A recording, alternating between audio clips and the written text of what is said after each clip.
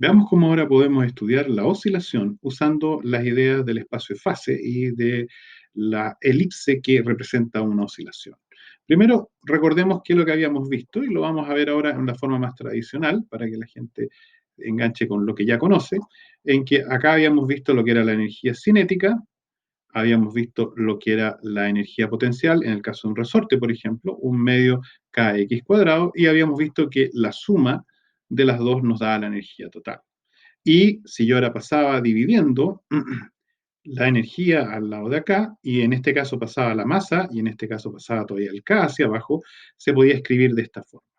Y esta es la representación en que yo aquí tengo un eje, que es en este caso la velocidad, que podríamos pensar como si fuera el eje Y en una representación geométrica, al cuadrado partido por lo que sería el semieje menor en una elipse, porque esta es la forma de una elipse, y acá tendríamos el x al cuadrado dividido por el semieje mayor de la elipse, que sería la raíz de esta expresión de acá.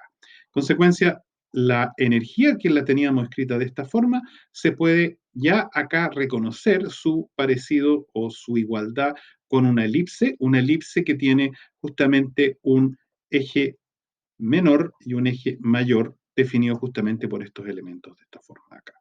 Ahora, si yo me voy y recuerdo nuevamente la órbita que habíamos encontrado para en el espacio de fase, habíamos visto de que con ella yo podría representar el movimiento, en que en esta parte de acá yo comenzaba con una mayor elongación, con la velocidad en cero, yo bajaba por el lado de acá a una situación que la velocidad de acá era negativa, a una velocidad máxima negativa, se está devolviendo la masa, tirada por un resorte que estaba extendido.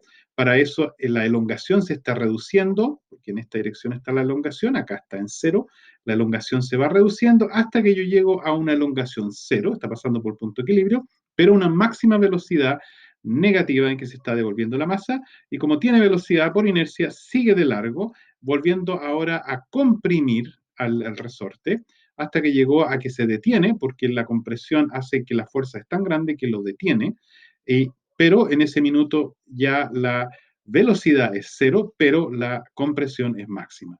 Y de ahí es la compresión la que va ahora a impulsar nuevamente la masa, agarrando velocidad, llegando a una velocidad máxima cuando completamente se dilató y aquí comienza a dilatarse, o sea, perdón, cuando se descomprimió y aquí comienza la dilatación hasta llegar a ese punto.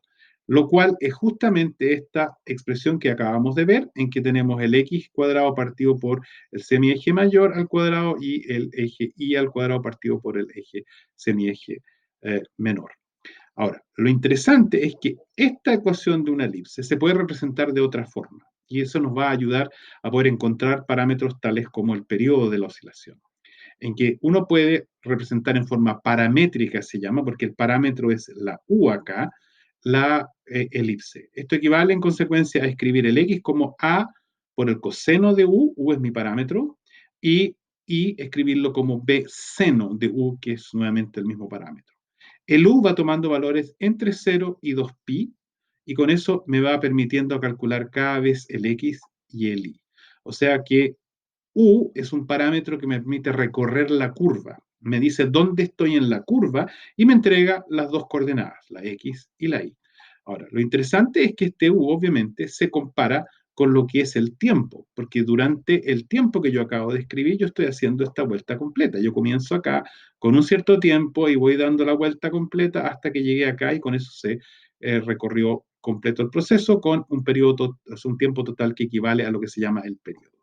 Así que ahora podemos tratar de usar esa idea para escribir el X en una forma distinta. Ya habíamos visto en delante que el X se podía asociar, lo vamos a recordar acá, el X se podía asociar a el valor máximo que pueda tener, que es el 2e partido por k, que es el X0 que se llama, y ese ahora lo podemos transformar en nuestro 2e partido por k, es nuestro x máximo, que ahora aquí es nuestro semieje mayor, y acá para eso tengo el a por el coseno de u, ahora el a en este caso acá es mi amplitud máxima que yo voy a tener, que es la máxima amplitud que puede tener el péndulo.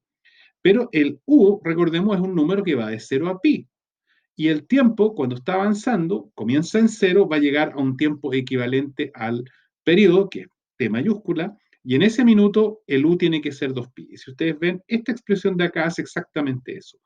Si el t es 0, u es 0. Si el t chico es igual al periodo, o sea, se acaba de cumplir una vuelta completa, el tiempo transcurrido es igual al tiempo de dar una vuelta completa, o sea, el t mayúscula, que es el llamado periodo, entonces el t mayúscula aquí se va a simplificar con el t mayúscula acá, y esto me va a significar que el u toma el valor 2pi, que es justamente la condición que requiere u para cumplir el tema de dar el ciclo completo. Así que yo en ese minuto el x lo puedo desarrollar y escribir de esta forma. Acá adelante está la amplitud que venía de la elipse, y acá está este factor que me permite asociar el tiempo al coseno para pronosticar la posición. O sea que con esta expresión de acá, yo para cualquier tiempo puedo decir dónde se encuentra en ese minuto la masa del resorte. Algo similar, en consecuencia, puedo hacer con la velocidad. Habíamos visto que existía la otra relación de acá, en que esta era la amplitud de la velocidad, el 2e partido por m. Habíamos visto de que la velocidad se representaba en ese caso por el seno, y eso significa que ahora tengo la expresión con seno, el u es 2pi por t partido por el periodo, y el b, que es la amplitud que yo tengo, está acá, es sencillamente el 2e partido por m. Así que esta es mi velocidad. Ahora, la gracia que tiene eso es que ahora yo puedo juntar ambas cosas, porque por un lado tenemos la posición, que es una de las ecuaciones, porque mi problema es que la energía yo la conozco, la constante resorte la conozco, pero yo no conozco el periodo, el t es desconocido. Así que la posición está escrita por esta ecuación, la velocidad está escrita con esta ecuación, pero ahora si yo recuerdo, yo dije una vez que en mecánica, si yo integro el área debajo de la curva de velocidad, es igual al camino. O sea que yo ahí tengo una relación entre la velocidad, porque tengo que considerar el área debajo de la curva, me va a dar el camino. Así que yo ahora puedo comparar ambos, lo que me permite determinar el periodo. Y eso lo hago de la siguiente forma.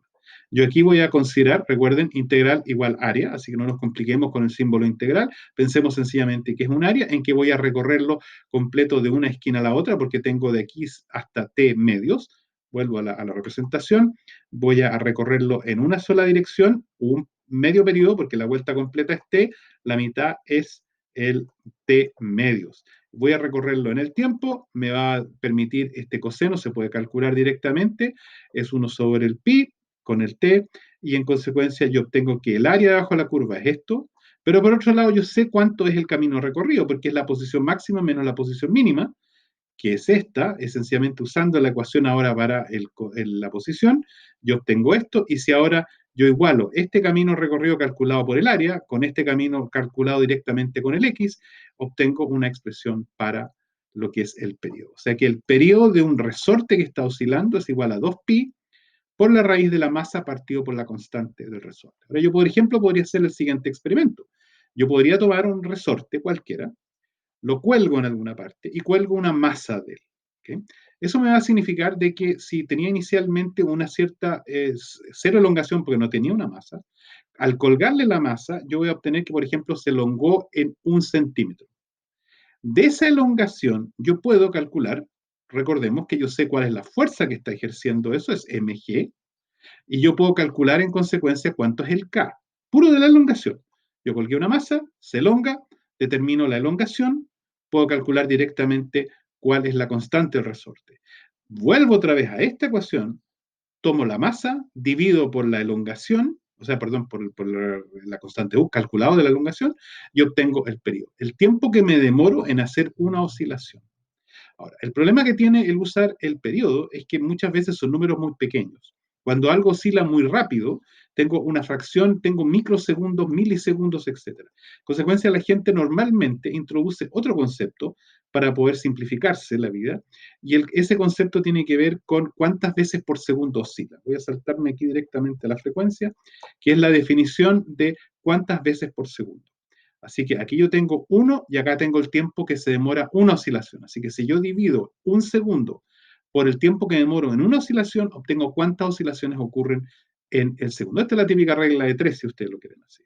Ahora, ¿eso por qué razón? Porque, por ejemplo, si yo ahora estoy mirando acústica, el ser humano escucha desde las 20 oscilaciones por segundo a 20.000 oscilaciones. Esos números son fáciles de manejar, pero si lo quiero a través de tiempo, tengo que tomar el 0,05 segundos y después irme al otro extremo, que va a ser mucho más chico, 0,00005 segundos. Entonces, hablar de cada vez 0,00 es alguna molestia, así que la gente generalmente trabaja en lo que son la frecuencia.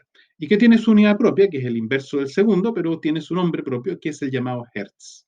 Entonces, algunas veces ya uno ya ha visto eso, por ejemplo, típico del transformador, del computador, dice una parte por ahí 60 Hz, 50 Hz. ¿Por qué? Porque la corriente en la casa que ustedes tienen, en Chile en este caso, son 50 Hz. En el segundo, la oscilación es 50 veces. 50 veces al segundo cambia la polaridad en el enchufe. No es como la batería que dice más y dice menos. En el enchufe permanentemente está cambiando la polaridad, más, menos cambiando. Y eso lo hace 50 veces por segundo, por eso que hablamos de 50 Hz.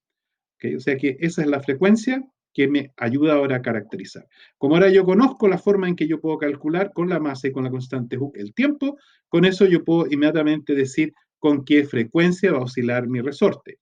Además, se introduce otro concepto importante que es el de frecuencia angular. ¿Por qué? Porque aquí tenemos un ángulo. Esta no es una rotación, es una oscilación. Pero yo también tengo ese U que da una vuelta completa, 2pi. En consecuencia, aquí yo tengo algo así como una velocidad angular, porque yo tengo que me recorrí 2pi en el tiempo de una oscilación. 2pi partido por el tiempo que me demore me da algo así como una velocidad angular. Pero como no es una velocidad angular propiamente tal, pero sí se asocia a una oscilación, se habla de lo que es una frecuencia angular. El omega se denomina la frecuencia angular del péndulo y se calcula de 2pi partido por el periodo. Y obviamente yo ahora puedo reemplazar este t con la definición de frecuencia y hay una relación directa entre lo que es la frecuencia angular y la frecuencia. Y que si ustedes aquí se miran, acá está la definición de la frecuencia angular 2pi partido por t, pero 1 sobre t es la frecuencia, así que yo podría reemplazar este 1 sobre t por nu, lo cual me deja como frecuencia angular igual a 2pi la frecuencia. Y con eso ya tenemos las herramientas para estudiar cualquiera de los péndulos. Tenemos, perdón, los dos péndulos y un resorte, en que podemos directamente de sus propiedades, su ecuación, determinar cuál es su periodo, su frecuencia y su frecuencia angular.